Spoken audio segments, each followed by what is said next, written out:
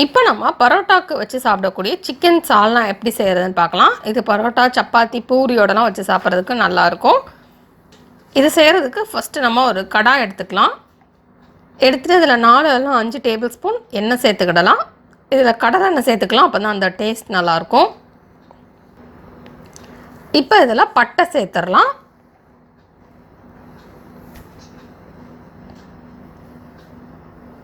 Next இதில் 3 கிராம்பு சேர்த்துடலாம்.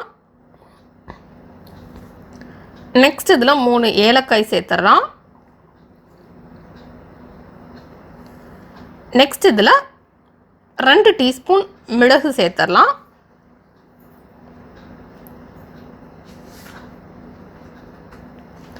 இதில் வந்து எதுவுமே தீஞ்சிடக்கூடாது. தீஞ்சது அப்படின்னா அந்த சால்னால ஃபுல்லாமே அந்த ஸ்மெல் வரும். அதனால் நம்ம நல்லா லோ ஃப்ளேமில் வச்சு இதை ஃப்ரை பண்ணணும்.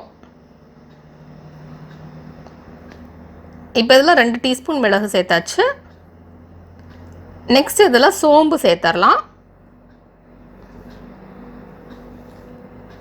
இப்போ இதில் 4 டீஸ்பூன் சோம்பு சேர்த்துடலாம்.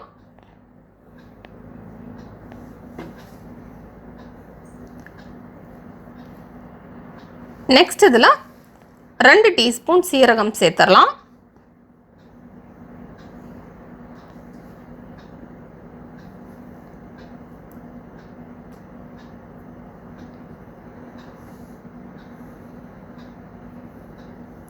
இப்போ இதை லோ ஃப்ளேமில் வச்சு ஃப்ரை பண்ணிடலாம்.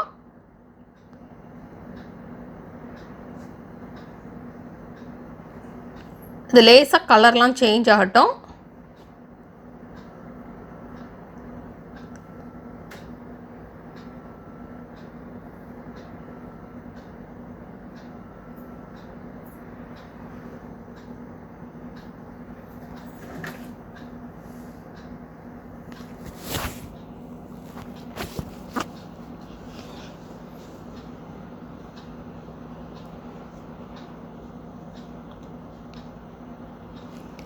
இப்போ இதில் 1 டீஸ்பூன் கசகசா சேர்த்துடலாம்.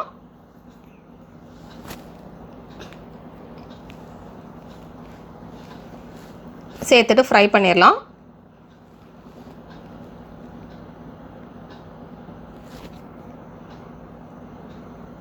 நெக்ஸ்ட் இதில் 1 கப் துருவி வச்சுருக்கிற தேங்காய் சேர்த்துடலாம்.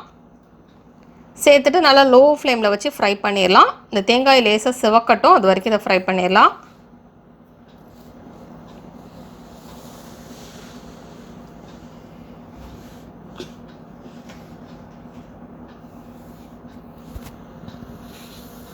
இப்போ அதை அப்படியே ஆற விட்டுறலாம். இது ஆறுறதுக்கப்புறம் இதை ஒரு பேஸ்ட்டாக நம்ம அரைச்சிடலாம். தண்ணி விட்டு நம்ம இதை அரைச்சிடலாம். நெக்ஸ்ட்டு நம்ம ஒரு ப்ரெஷர் குக்கர் எடுத்துக்கலாம். எடுத்துகிட்டு அதில் 8லேருந்து 9 டேபிள் ஸ்பூன் வரைக்கும் எண்ணெய் சேர்த்துக்கிடலாம். இப்போ இதில் 2 துண்டு பட்டை சேர்த்துடலாம்.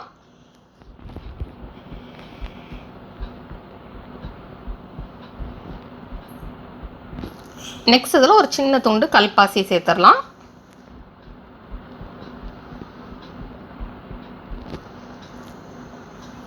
நெக்ஸ்ட் இதில் பிரியாணி இலை சேர்த்துடலாம். 2 பிரியாணி இலை சேர்த்துடலாம்.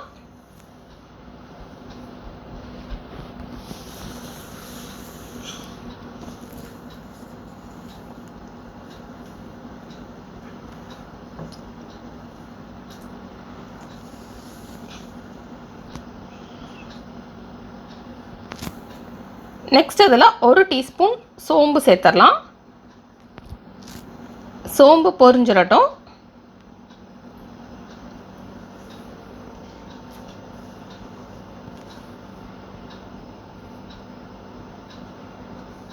நெக்ஸ்ட் இதில் பச்சை மிளகாய் சேர்த்துடலாம். நடுவில் கீறி வச்சிருக்கிற பச்சை மிளகாய் சேர்த்துடலாம்.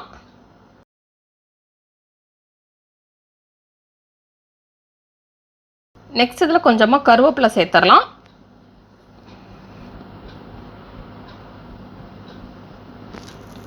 நெக்ஸ்ட் இதில் நறுக்கி வச்சிருக்கிற பெரிய வெங்காயம் சேர்த்துடலாம்.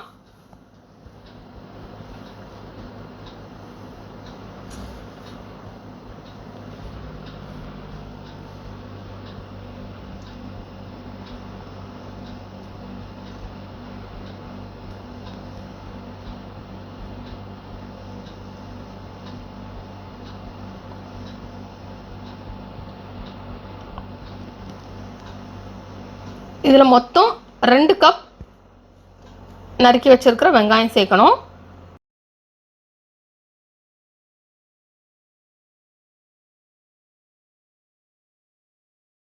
சின்ன வெங்காயம் பாதி, பெரிய வெங்காயம் பாதி சேர்த்துக்கலாம். இப்போ இந்த வெங்காயம் ஃபுல்லாக ப்ரௌன் கலர் ஆகட்டும். அது வரைக்கும் இதை ஃப்ரை பண்ணிக்கலாம். இப்போ வெங்காயம் கலர் சேஞ்ச் ஆயிடுச்சு.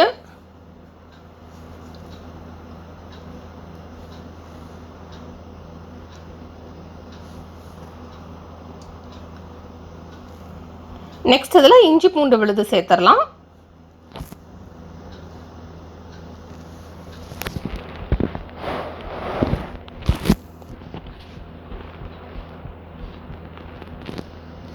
ஒரு டேபிள் ஸ்பூன் இஞ்சி பூண்டு விழுது சேர்த்துடலாம். சேர்த்துட்டு இந்த வெங்காயத்தோட மிக்ஸ் பண்ணிடலாம்.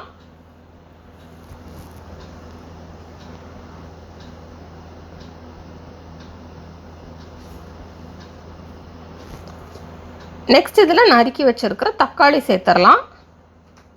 4 தக்காளி சின்ன சின்ன துண்டாக நறுக்கி சேர்த்துக்கலாம். சேர்த்துட்டு இப்போ இந்த வெங்காயத்தோட மிக்ஸ் பண்ணிடலாம். இந்த தக்காளி நல்லா குக் ஆகட்டும். அதில் உள்ள பச்சை வாசனையெல்லாம் போகட்டும்.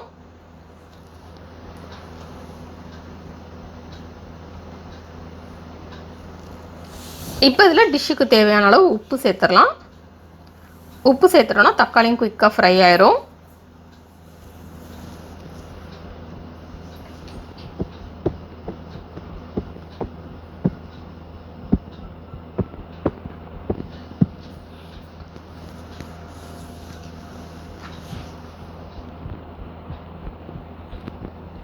இப்போ உப்பு சேர்த்தாச்சு. இப்போ இதை மிக்ஸ் பண்ணிடலாம்.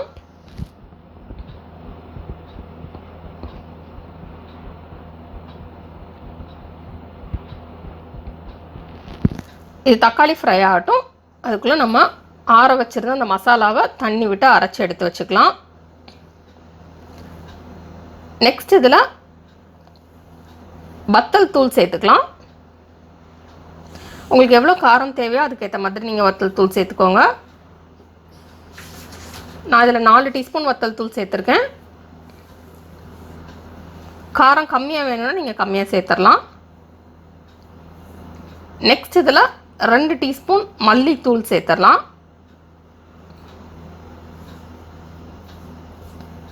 நெக்ஸ்ட் இதில் 1 டீஸ்பூன் மஞ்சள் தூள் சேர்த்துடலாம்.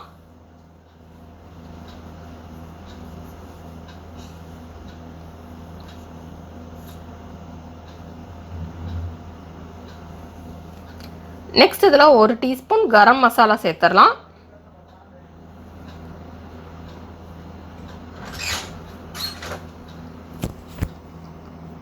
நெக்ஸ்ட் இதில் 1 டீஸ்பூன் சோம்பு தூள் சேர்த்துடலாம்.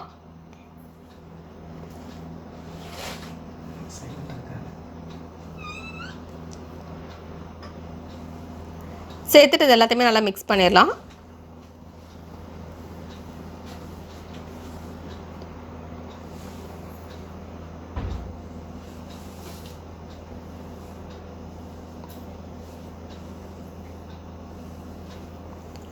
இப்போ இதில் நம்ம அரைச்சி வச்சுருக்கிற அந்த பேஸ்ட் சேர்த்துடலாம். சேர்த்துட்டு அதை நல்லா மிக்ஸ் பண்ணிடலாம்.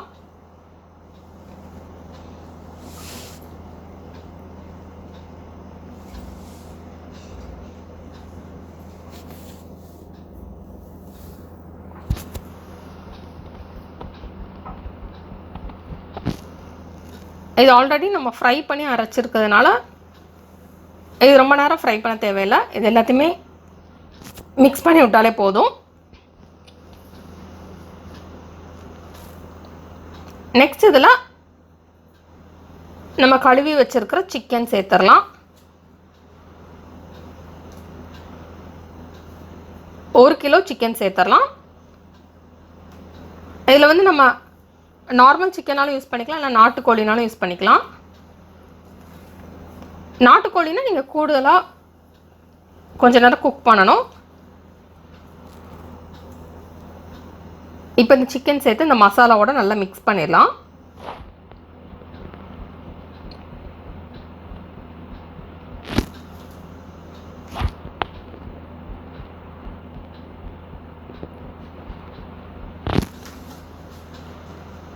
மிக்ஸ் பண்ணிவிட்டு இது கொஞ்ச நேரம் அப்படியே இருக்கட்டும். அந்த மசாலா நல்லா உள்ளே இறங்கட்டும். அது வரைக்கும் நம்ம அதை அப்படியே வச்சுருக்கலாம். அதுக்கப்புறம் இதில் தேவையான அளவு தண்ணி சேர்த்துடலாம். உங்களுக்கு என்ன கன்சிஸ்டன்சியில் குழம்பு தேவையோ அதுக்கேற்ற மாதிரி தண்ணி சேர்த்துக்கோங்க.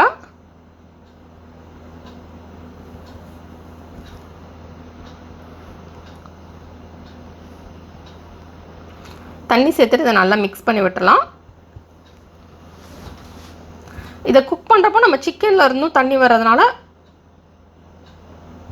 குழம்பு வந்து கொஞ்சம் தண்ணியாக இருக்கும். அதனால் அதுக்கேற்ற மாதிரி நம்ம தண்ணி சேர்த்துக்கலாம். குழம்பு கொஞ்சம் திக்காக வேணும்னா கம்மியாக தண்ணி சேர்த்துக்கோங்க. இப்போ இதை கொதிக்க விட்டலாம். இப்போ இது கொதிச்சிருச்சு. இது கொதிக்க ஆரம்பித்ததுக்கப்புறம் நம்ம குக்கரை க்ளோஸ் பண்ணிடலாம். க்ளோஸ் பண்ணிவிட்டு ஹை ஃப்ளேமில் வச்சு 4 விசில் ப்ரெஷர் குக் பண்ணிடலாம். இப்போது குக் ஆகிடுச்சு. ப்ரெஷர்லாம் ரிலீஸ் ஆனதுக்கப்புறம் நம்ம குக்கரை ஓப்பன் பண்ணிடலாம்.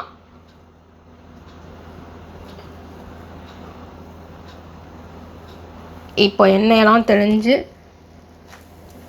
நல்ல சுவையான சிக்கன் சால்னா ரெடி ஆயிடுச்சு.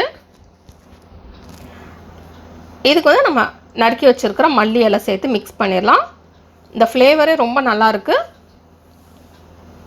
இந்த ரெசிபி நீங்கள் வீட்டில் ட்ரை பண்ணி பாருங்கள். இந்த ரெசிபி உங்களுக்கு பிடிச்சிருந்தா லைக் பட்டன் கிளிக் பண்ணுங்கள். உங்கள் ஃப்ரெண்ட்ஸோட இந்த ரெசிபியை ஷேர் பண்ணுங்கள். மறக்காம இந்த சேனலுக்கு சப்ஸ்கிரைப் பண்ணிவிட்டு பக்கத்தில் இருக்கிற பெல் ஐக்கானை ப்ரெஸ் பண்ணிக்கோங்க. அப்போ தான் இனிமேல் போடுற வீடியோஸ் எல்லாமே உங்களுக்கு உடனுக்குடன் கிடைக்கும். இனிமேல் மிஸ் பண்ணாமல் இன்ஸ்டண்ட்டாக பார்க்க முடியும். இந்த ரெசிபியை ட்ரை பண்ணிவிட்டு எப்படி வந்திருக்கு அப்படின்றது கீழே கமெண்ட்ஸ் பாக்ஸில் மறக்காமல் சொல்லுங்கள்.